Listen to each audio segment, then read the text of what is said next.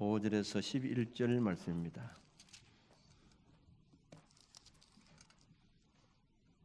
사무엘상 7장 5절에서 11절 말씀 찾으신 줄 알고 봉독하겠습니다. 사무엘이 이르되 온 이스라엘은 미스바로 모이라. 내가 너희를 위하여 여호와께 기도하리라 하며 그들이 미스바에 모여 물을 길어 여호와 앞에 붓고 그날 종일 금식하고 거기에서 이르되 우리가 여호와께 범죄하였나이다 하니라. 사무엘이 미스바에서 이스라엘 자손을 다스리니라. 이스라엘 자손이 미스바에 모였다 함을 블레셋 사람들이 듣고 그들의 방백들이 이스라엘을 치러 올라온지라.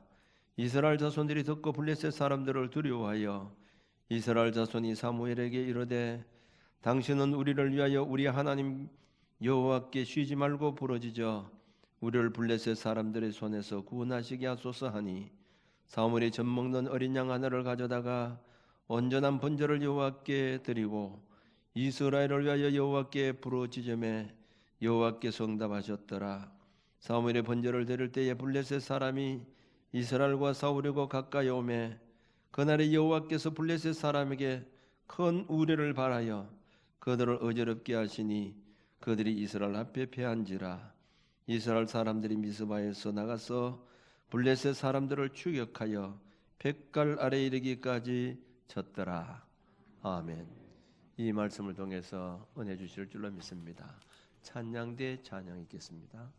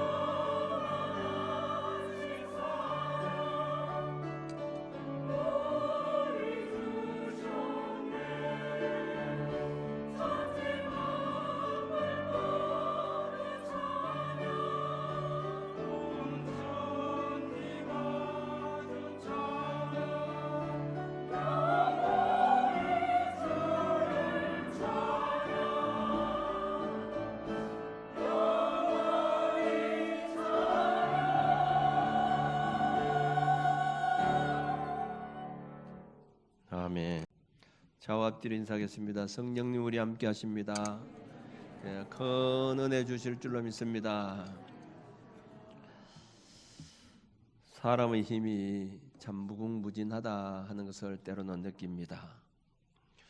옛날에는 땅을 팔려가면 많은 사람들이 동원이 돼야 되는데 요즘 포크레인 한 대만 있으면 수백 명이 할 수 있는 일을 하루에 다 처리합니다.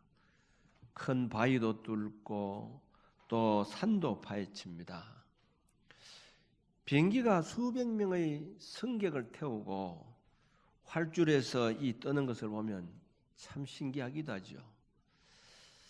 제가 96년도에 성지 순례를 하면서 인천공항에서 일본 나리타 공항으로 이제 갔다가 나리타 공항에서 유럽으로 가는 이 비행기를 타게 되는데 비행기가 얼마나 큰지 저는 비행기는 그때 국제공항인 대구공항에서만 보았지 그만큼 큰 비행기를 못 봤습니다. 저기 과연 뜨는가 싶어서 저건 그냥 모형물이다. 비행기가 아니다. 한참 그렇게 했는데 한 400~500명 그때 뭐 지금은 한 800명 정도 태우는 비행기가 있지만은 그때 한 400~500명 타는 그 비행기인데 그 엄청난 그 사람을 태우고 비행기가 하늘 위로 뜬다는 거죠. 참 신기하잖아요. 그 큰 비행기를 움직이는 것은 조종사입니다. 이런 것을 움직이게 하는 것은 물론 기름이나 전기를 가지고 움직이고 또 기술만 배우면 그저 할 수 있습니다만은 그러나 동남아 지역에 가보면 베트남이라든지 또 인도네시아라든지 이런 데 가보면 거대한 코끼리를 조그만 아이가 움직이는 경우들이 있습니다. 그것뿐만 아니라 심지어는 호랑이나 사자 같은 것도 사람이 움직입니다. 사람이 그것을 움직이게 한다는 것이죠.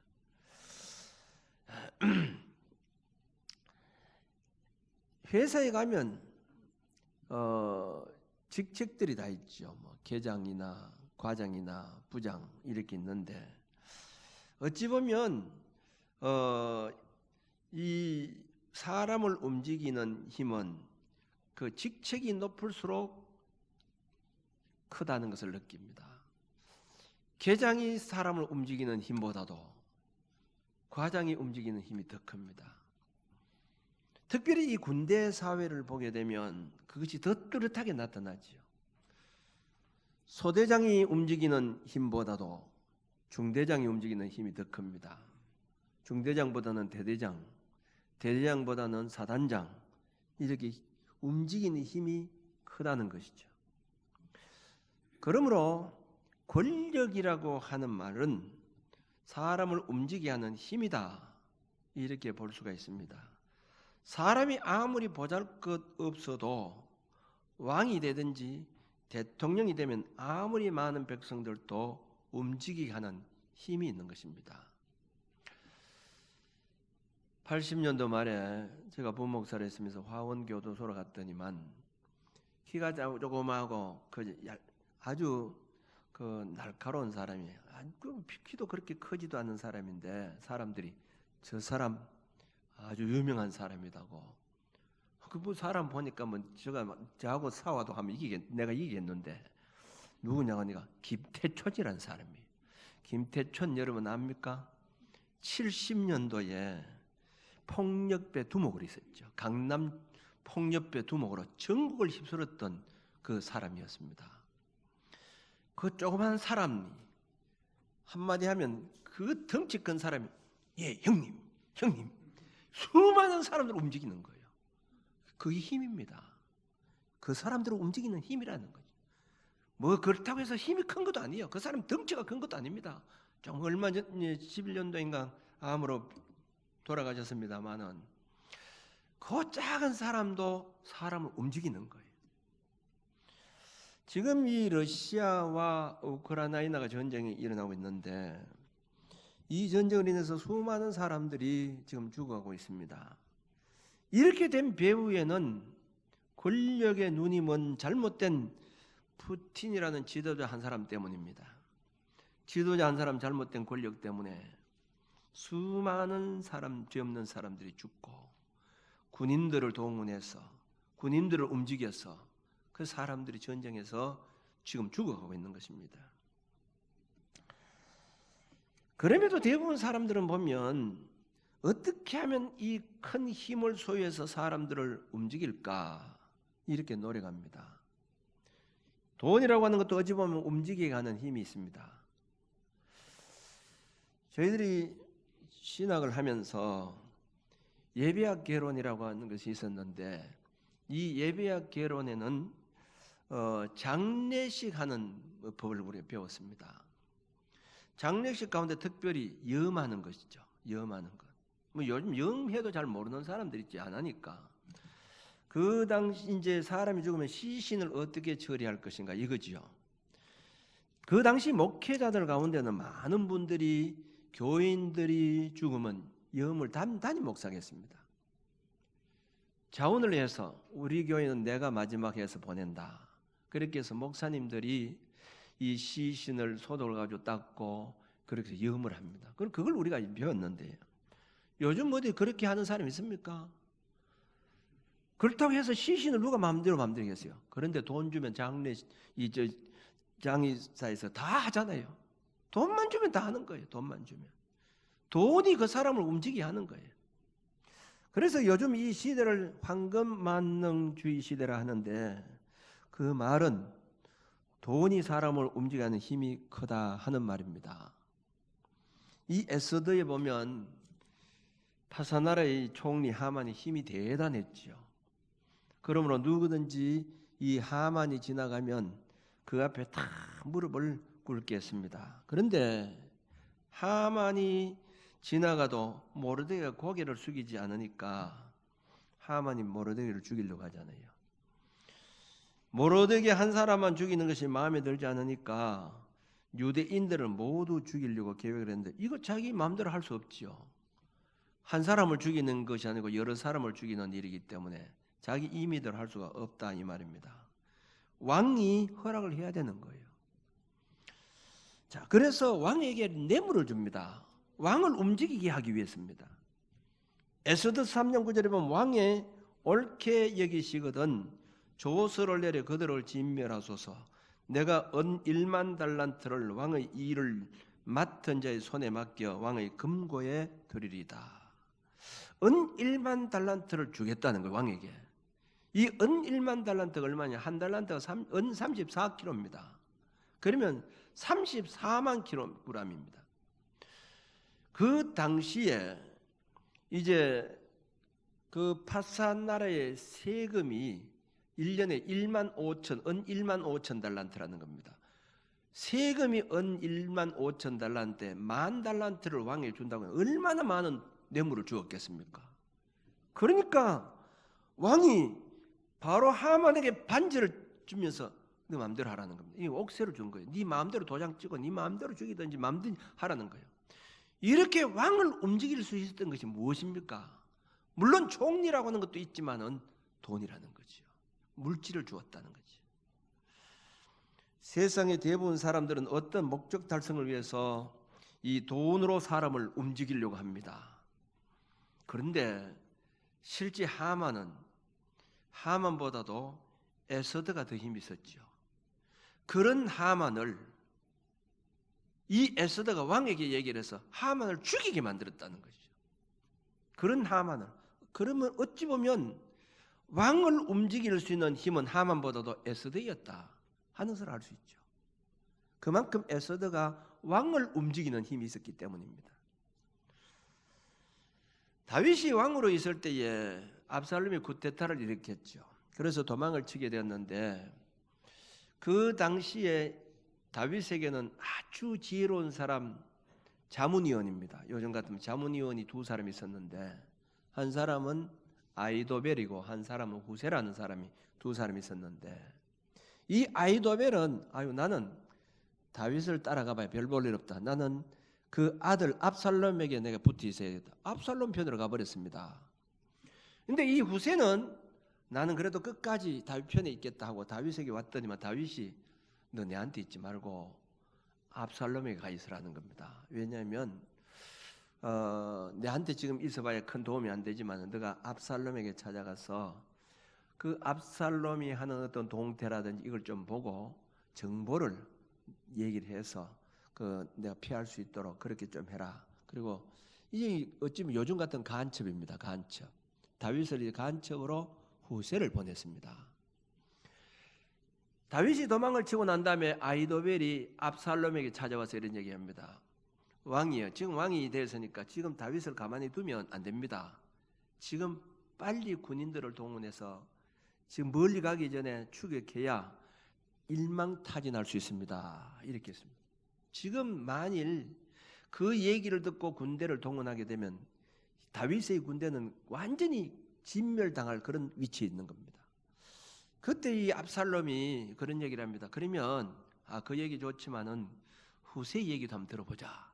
그 후세를 불렀습니다. 그 후세가 이 얘기를 들어보니까 이 큰일 날 지경이다. 그래서 왕이여, 그동안 이 아히도벨이 참 지혜롭겠지만 이번만은 잘못한 것입니다.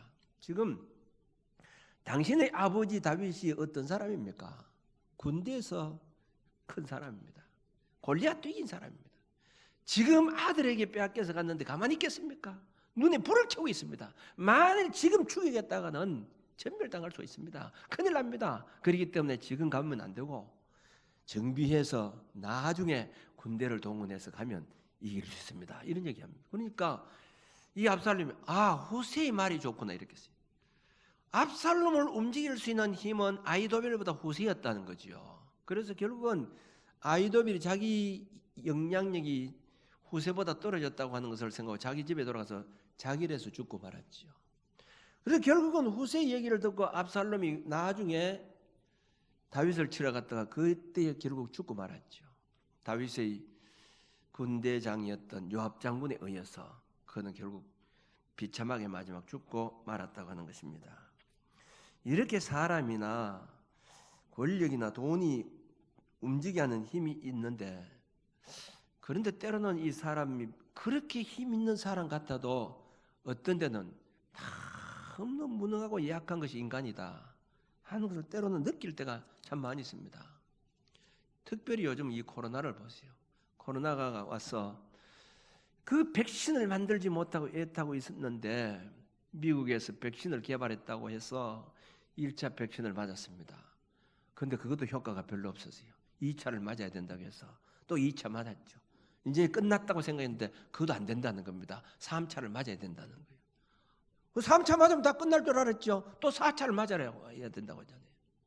그런데 이제 다 끝날 줄 알았는데 요즘 변이 바이러스가 생겨서 더 확산되어 가고 있잖아요. 이런 걸 보면서 어떻게 이렇게 과학이 발달되었다고 하는데 코로나를 잡을 수 있는 그 백신 하나 만들어서 못하고 지금 절절매고 있는가? 이 인간이 얼마나 약한가? 이런 것을 때로 느낄 때가 많이 있다는 거지. 어떤 방법으로도 돈으로 죽은 사람을 움직이게 할 수 없고 권력으로도 움직이게 할 수 없는 그런 부분들이 많이 있다는 거죠. 죽은 사람을 움직이게 할 수 있는 힘이 없습니다. 아무리 의술이 개발되었다 할지라도 과학이 발달되어도 죽은 사람을 움직이게 할 수 없다는 거지. 그러나 하나님은 죽은 사람도 움직이게 할 수 있는 힘이 있는 줄로 믿으시기 바랍니다. 죽은 사람을 살릴 수 있는 힘이 아무리 유명한 의사는 움직일 수 없습니다. 하나님만이 하실 수 있는 일입니다. 그러므로 죽은 지 4일이 된 나사로가 무덤에 장사되었는데 예수님께서 무덤 앞에 나가셔서 나사로야 나오라 하니까 죽은 나사로가 벌떡 일어났습니다. 죽은 나사로까지 움직일 수 있는 힘이 있다는 것을 보여주고 있습니다. 여러분, 세상에서 가장 힘 있는 사람이 누구입니까? 세상의 왕을 움직이는 사람들이 아니라 하나님을 움직이는 사람이 가장 힘 있는 사람인 줄 믿으시기 바랍니다. 대체적으로 우리가 누구를 움직인다고 할 때에 권력으로 어떤 힘으로 돈으로 사람을 움직입니다만은 하나님은 그것을 통해서 움직이는 것이 아니라는 거죠. 그러면 어째 사람이 하나님을 움직인다고 하는 하나님을 종으로 여기고 움직이느냐? 때로는 이렇게 생각할 수 있습니다. 사람이 하나님을 움직이는 힘이 크게 두 가지가 있습니다. 첫째는 기도입니다.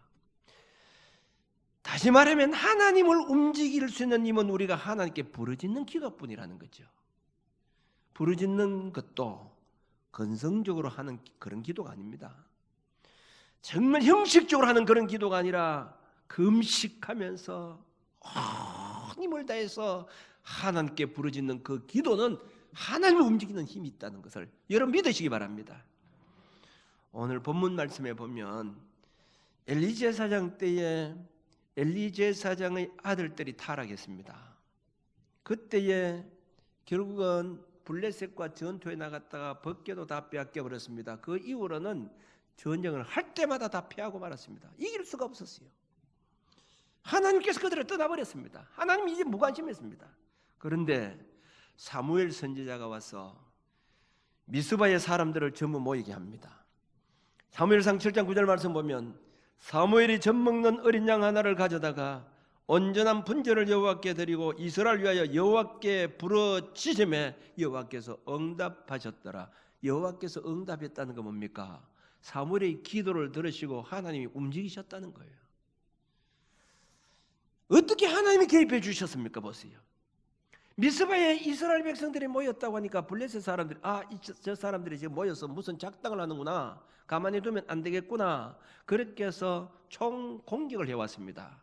공격을 해왔는데 갑작스럽게 큰 우레소리가, 천둥소리죠. 우리 보통 보면 장마철이나 큰 폭우가 칠 때에 천둥소리가 들리는데 천둥소리가 뭐 오래 안 가잖아요. 뭐 천둥소리가 1분 동안 천둥소리 들리는 게 있습니까? 그저 구릉 그리고 그냥 끝나버리고 구릉 그리고 끝났는데 계속적으로 우레소리가 발라니까 이 블레셋 사람들이 싸움을 할 수가 없는 겁니다. 결국은 이 블레셋 사람들이 패할 수밖에 없었다고 하는 겁니다. 전쟁 중에 우레소리는 우연히 일어난 사건이 아니라 하나님께서 사무엘의 기도를 들으시고 움직이셨다는 거지. 개입해 주셨다는 거지. 엘리야 시대 때도 그랬습니다. 엘리야 선지자가 바알신을 섬기는 제사장들 450명, 아세라 신을 섬기는 제사장 400명을 전부 갈멜산에 모으도록 했습니다. 그리고는 진짜 너희들이 섬기는 신이 참 신인지, 내가 섬기는 여호와 하나님이 참 신인지 우리 한번 대결해 보자. 그래서 이기는 그 신이 진짜 신이다, 대결을 하게 된 겁니다. 그래서 이제 갈멜산 제단을 만들어 놓고 거기에 송아지를 잡아 놓고 거기다 이제 어느 신이 불이 내리게 해서 그 제물을 태우는지 해보자. 그럼 너희들이 많으니까 너희들이 먼저 한번 바알신을 한번 찾아봐라. 그러니까 바알신을 섬기는 사람들, 아세라 신을 섬기는 사람들이 바알신이여 아세라 신이여 이곳에 불을 내려주세요, 불을 내려주세요, 불을 내려. 아무 신도 움직이는 것이 없었어요. 꼼짝하지 않았습니다. 그런데 보세요.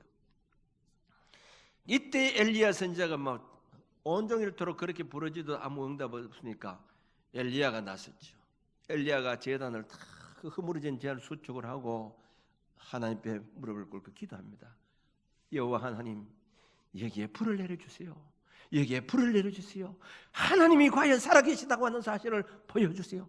그때에 하늘에서 불이 내려와서 그 제물을 다 사르게 된 겁니다. 하나님이 사무엘의 기도를 들으시고 움직이셨다는 거지. 그리고 그 야왕이 그동안 죄를 지어서 3년 6개월 동안 비가 오지 않았지 않습니까? 3년 6개월 동안 비가 오지 않으니까 얼마나 고통이 심했겠습니까? 그런데 그때도 이 엘리야 선지자가 하나님께 엎드려서 하나님, 이 땅에 비를 내려주세요. 간절히 부르짖고 기도할 때 그렇게 메마른 땅에 폭우가 쏟아지기 시작했다는 거지. 하나님이 움직였다는 거지. 이런 역사가 일어나게 된 겁니다. 에스더가 왕을 움직이게 한 것도 따져보면 금식하며 부르짖고 기도함으로 하나님이 움직였기 때문에 왕의 마음을 움직이게 한 겁니다. 하나님 움직이는 최고의 비결이 무언가요? 기도라는 거죠. 기도는 하나님 움직이게 하는 능력이 있음을 여러분 믿으시기 바랍니다. 성경에 일어난 모든 기적의 배후는 바로 기도라는 거지. 기도할 때 하나님 움직이신다는 거죠. 히스기야 군대가 아수르 군대에 의해서 전멸당할 그런 위기에 있었습니다. 18만 5천 명이라고 하는 군대가 지금 히스기야 군대에 쳐들어왔습니다. 히스기야 군대는 도저히 이길 수 없는 그런 상황이었습니다. 그때 어떻게 했습니까? 히스기야가 하나님께 엎드려 기도했을 때에 하나님이 개입해 주셔서 18만 5천 명이 하루 아침에 다 송장이 되어 죽고 말한 역사가 일어났죠. 뿐만 아니라 히스기야 죽게 된 그 병이 들었을 때에 이제 너는 죽게 되었다, 병들어 죽게 되었다 했을 때도 그가 하나님께 엎드려 기도했을 때 하나님께서 그 기도를 들으시고 15년간 연장시켜 주셨습니다. 하나님을 움직이는 힘이 어디 있느냐? 기도뿐이라는 것을 여러분 믿으시기 바랍니다. 두 번째, 하나님을 움직일 수 있는 것이 뭐냐? 하나님이 감동할 만한 행동이 나타날 때 하나님 움직이신다는 겁니다. 하나님이 감동할 만한 행동이 나타날 때라는 거죠. 지난번에 제가 한번 그런 말씀을 드렸습니다만은 사람이 감동을 입을 때 감동을 입은 사람이 달라집니다. 어느 학교에 늘 지각하는 학생이 있었다고 했죠. 늘 지각하는 학생이. 그래서 선생님이 야, 너 왜 지각하니? 이제 다음부터 네 지각하면 내가 맞는다. 지각하지 않겠습니다. 그런데 또 지각한 거예요. 또 지각하는 거예요. 이놈 선생님 말씀을 어떻게 듣느냐고 그 아이를 불러서 회초를 때렸습니다. 때리고는 그 다음날 저 애가 왜 저렇게 지각을 할까? 선생이 이제 그 아이를 동태를 살핀 겁니다. 근데 아침밥을 먹고 누나가 도시락을 싸서 어느 병원을 가는데 그 병원에는 자기 어머니가 아파서 있는데 아무도 봐주는 사람이 없기 때문에 유일하게 그 아들이 하나가 있었는데 그 아이가 어머니를 간호하기 위해서 뭐 음식을 만들어서 그 병원에 문 여는 시간을 기다렸다가 그 병원을 문을 함부로 여는 것이 아니까 병원 문 여는 시간을 기다려 찾아갔다가 그 엄마에게 갖다 주고 부랴부랴 달려와도 지각을 하는 거예요. 선생이 그 장면을 보게 된 거예요. 그런데 이 선생이 얼마나 마음이 아픈지 그 아이를 불러놓고 회차를 가지고 내가 잘못했다. 너 날 때려라. 내가 잘못했다. 선생이 달라진 게 뭡니까? 감동을 받았다는 거죠. 저 아이가 그냥 농땡이를 쳐서 지각한 것이 아니었구나. 자기 어머니를 저렇게 하려고 했구나. 감동을 받았다는 겁니다. 여러분, 하나님을 움직이는 것은 뭐냐? 감동적 신앙적 행위가 있어야 된다는 거예요.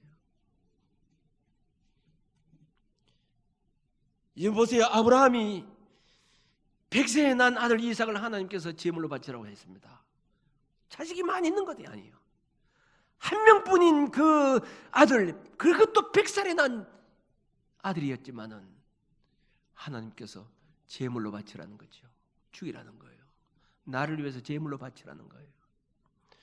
그때 이 아브라함은 한마디 변명하지 않고 그 아이를 데리고 모리아산에 가서 칼을 들어서 죽이려고 했습니다. 그 장면을 보았던 하나님이 얼마나 감동이 됐겠어요. 아브라함아, 아브라함아, 죽이지 말라는 거죠. 내가 이제야 너 진짜 날 사랑하는 줄 알겠노라. 내가 너에게 앞으로 하늘의 별처럼 바닷가의 모래처럼 내가 복을 주겠다. 이렇게 하나님 움직였던 것이 뭡니까? 아브라함이 그 감동적인 신앙적 행위가 있었기 때문이라는 거죠. 만일 아브라함이 하나님 어떻게 그럴 수가 있습니까? 나 다른 건 다 하지만 내 아들은 못합니다. 만일 이랬다면 하나님이 감동을 받았을까요? 다윗의 생애를 보면 참 하나님이 감동될 만한 행동이 여러 번 나타납니다. 첫째는 어릴 때입니다. 아버지의 심부름으로 전쟁터 나갔던 형들에게 찾아갔더니만 그게 마침 블레셋 군대 가운데서 큰 장군 골리앗이 막 모독을 하면서 너희들이 하나님을 섬기는 백성들이 아니냐 말이야. 그러면 너희들이 하나님 지켜줄 것인데 정 그렇다고 하면 정말 나하고 한번 상대할 사람 나와라. 만일 내하고 싸워서 내가 지면 너희들이 종이 되겠다. 아니면 너희들이 내한테 지면 너희들이 나 종이 되야 된다. 그렇게도 벌벌 떨고 아무도 골리앗과 사울을 나선 사람이 없었습니다. 다윗이 얼마나 자존심 상하겠습니까? 내가 전쟁에 나가겠다는 거지. 어떻게 저렇게 하나님을 모르는 사람이 하나님을 믿는 우리 백성들을 조롱할 수 있느냐는 거죠. 하나님이 살아계신다는, 내가 전쟁터 나가겠다는 거죠. 그 어린 나이가 물맷돌, 그것도 물맷돌을 가지고 가서 너는 칼과 단창으로 내게 오거니와 나는 만군의 여호와 이름으로 내게 가노라. 전쟁을 했을 때 어떻게 되었습니까? 그 물맷 돌이 골리앗의 이마에 박혀버리고 그 자리에 쓰러지고 말았죠. 이렇게 된 하나님이 감동이 되었기 때문에 움직였다는 겁니다. 두 번째는 뭡니까? 다윗은 어떻게 하더라도 하나님 말씀대로 살아가려고 노력했다는 거예요. 사울이 얼마나 많이 죽이려고 했습니까? 계속 따라다녔습니다. 그런데 이 사울을 죽일 수 있는 기회가 얼마나 많이 왔습니까? 놔두면 자기가 죽을 판인데, 그런데도 죽이지 않는 이유가 무엇입니까? 하나님이 기름 부음 받은 종인데 내가 죽일 수 없다는, 내가 말씀을 거역할 수 없다는 겁니다. 내가 죽어도 하나님 말씀을 거역할 수 없다. 이것 때문에 하나님이 감동을 받게 된 것이죠. 세 번째는 뭡니까? 그가 예루살렘 자기 궁전을 세워놓고 참 살고 있다가 보니까 양심의 가책을 받게 된 겁니다. 나는 이 백합궁에 좋은 곳에 있는데 하나님의 교회는 휘장가운에 있구나. 다시 말하면 이 건물이 아니고 장막터, 이 장막에 있구나. 이건 내게 있을 수가 없다. 내가 하나님의 성전을 지어야 되겠다. 이렇게 마음을 먹고 있을 때 하나님께서 감동을 받은 거죠. 내가 언제 너 때문에 내가 뭐 집을 지어 달라고 했느냐. 근데 너가 자원해서 내 집을 짓는다고 하니까 얼마나 감동이 됐는지. 그러나 너가 전쟁에서 너무 피를 많이 흘렸기 때문에 너는 짓지 못하지만은 너 아들을 통해서 성전을 짓도록 하겠다. 그러나 너에게 앞으로 큰 복을 주겠다. 하나님께서 다윗에게 엄청난 복을 내려주셔서 이스라엘 역사 속에서 가장 위대한 성군으로 복받은 왕이 됐죠. 그렇게 된 배경이 무엇 때문입니까? 하나님을 감동시킨 사람이었기 때문이라는 겁니다. 초대교회 성도들이 마가의 다락방에서 은혜를 받고 자기들의 재산을 팔아서 구제하기 위해서 사도 앞에 가져왔을 때에 하나님 보시고 얼마나 감동이 일어났겠습니까? 여러분만 우리 교회가 그 초대교회처럼 된다고 하면 아마 우리 교회도 이렇게 엄청나게 하나님께서 성장을 시키고 부흥시켜 주시지 않았겠나 이렇게 생각되어집니다. 왜냐하면 초대교회 교인들이 자기 재산을 다 팔아서 어려운 사람들을 다 나눠주고 이렇게 했기 때문이죠. 하는 걸 감동받은 거죠. 그래서 날마다 구원받는 사람을 더하게 해주셨다. 초대교회가 부흥된 것은 바로 그랬다는 거예요. 예수님 당시에 한 분은 백부장이 예수님께 찾아왔죠. 내 하인이 병들었습니다. 하인의 병을 고쳐달라는 거예요. 그리고 다른 사람들이 그런 얘기합니다. 예수님, 저 백부장의 얘기는 들어줘야 됩니다. 백부장이 참 선한 일을 많이 했기 때문에 들어줘야 됩니다. 예수님께서 그 얘기를 듣고 그래, 그러면 내가 백부장의 집에 가서 내가 하인의 병을 고쳐주겠다 이렇게 하니까 백부장이 그런 얘기를 합니다. 주님, 우리 집에 주님이 들어오심을 난 감당할 수가 없습니다. 말씀만 하시옵소서. 말씀만 해도 역사가 일어날 줄로 믿습니다. 나는 군인입니다. 내 위에 상관이 있습니다. 내 밑에 부하들도 있습니다. 군대 사회는 명령만 내리면 다 합니다. 주님 명령만 내려주세요. 그러면 내 아이 나을 수 있을 것입니다. 그 얘기를 들을 때에 예수님께서 어떻게 말씀하셨습니까? 이스라엘 사람들 가운데 이만한 믿음을 내가 만나보지 못했다. 감동을 받은 거예요. 너무 큰 믿음이 있기 때문에. 그 시로 하인이 깨끗하게 나아졌다고 일으켰습니다. 수르보니 여인을 보세요. 자기 딸이 흉악한 병이 들었어요. 예수님께 그 병자를 데리고 예수님께 찾아와서 주여 내 딸을 이 흉악한 귀신 들렸는데 고쳐주세요. 들은 척만 척도 하지 않았지. 제자들이 너무 신기해서 예수님 지금 저렇게 부르짖고 있지 않습니까? 뭐 한마디로도 대답해서 보내야 되지 않겠습니까? 이렇게 하니까 뭐라고 했습니까? 나는 이스라엘 집이 잃어버린 양 외에는 다른 데 보내심을 받지 않는다. 다른 말로 말하면 나는 선민 이스라엘 백성들을 위해서 왔지 저 사마리아 여자 같은 사람을 위해서 내가 오지 않았다는 겁니다. 아주 참 무관심하고 자존심 상한 그런 말을 하죠. 그럼에도 불구하고 주여 내 딸을 불쌍히 여겨 주시옵소서. 그또 예수님이 하시면 이런 말을 하죠. 자녀들에게 주려고 준비한 떡을 개들에게 던지는 난 마땅하지 않다는 거죠. 너희들을 주려고 한 것이 아니라는 거지. 그때 뭐라고 했습니까? 옳습니다. 그러나 개들도 주인의 상에서 떨어지는 부스러기를 먹지 않습니까? 그 부스러기라도 주세요. 그때 예수님께서 뭐라고 했습니까? 오 여자여, 너 믿음이 크도다. 너 소원대로 되리라. 주님을 움직이니까 여자의 소원대로 그 아이가 즉시로 병이 고쳐지는 역사가 일어나게 된 거죠. 주님이 감동을 받았다는 거예요. 예수님께 칭찬받은 마리아를 보세요. 문둥이 시몬의 집에 있을 때에 300데나리온이나 되는 향유를 가져왔습니다. 300데나리온 같으면 지금 우리나라 돈으로는 약 3천만 원 이상, 약 한 거의 4천만 좀 되는 그런 값어치가 나는 이 향유 옥합을 가져와서 이걸 깨뜨렸습니다. 그리고 예수님 발에 부었습니다. 붓고는 자기 머리털로 씻었어요. 예수님이 그 장면을 보니까 감동이 되지 않을 수 있겠습니까? 그것도 돈이 뭐 요즘 같은 뭐 1,000만 원이 아니고 100만 원이 아니고 4천만 원이 되는 나가는 그 돈이라는 말이죠. 예수님께서 그것을 보시기로 했습니다. 복음이 전파되는 곳에는 이 여자가 행한 일도 어디든지 내가 말하겠다. 요즘 말하면 간증하겠다는 거예요. 어디든지 가든지 내가 이 여자가 나에게 한 일을 간증하겠다는 거예요. 주님이 감동을 받게 된 겁니다. 사랑하는 성도 여러분, 우리가 이 세상에 살아가면서 어떤 문제가 있을 때에 때로는 어떻게 하면 저 사람을 움직이게 할까? 돈으로 어떻게 하면 저 사람을 움직이게 할까? 이렇게 때로는 생각할 때가 있습니다만은 여러분, 사람을 움직이려고 하지 마세요. 의사를 움직이려고 하지 마세요. 전지전능하신 하나님, 우리의 생사화학을 주관하신 하나님, 하나님 움직이려고 노력하시기 바랍니다. 하나님이 움직인다고 하면 어떤 문제도 해결되지 않을 문제가 없다는 사실을 여러분 믿으시기 바랍니다. 문제가 있을 때도 마찬가지입니다. 사업을 하는 여러분도 마찬가지라는 거죠. 사람 움직이려고 노력하지 마세요. 하나님만 움직이면, 하나님이 개입해 주신다고 하면 놀라운 기적의 역사가 여러분들의 생애 속에도 일어날 줄로 믿습니다. 하나님 움직이는 힘이 어디입니까? 기도입니다. 형식적인 기도가 아니라 이 말입니다. 간절히 하나님께 때로는 금식하고 부르짖는 그 기도에 하나님은 움직이신다는 거죠. 신앙적 행위가 하나님을 감동시킬 만한 신앙적 행위가 있어야 된다는 거예요. 오늘까지 여러분 살아오면서 한 번이라도 기적을 체험한 일이 있습니까? 이것은 분명히 하나님께서 나를 도와주셨다고 간증할 만한 그런 거리가 있습니까?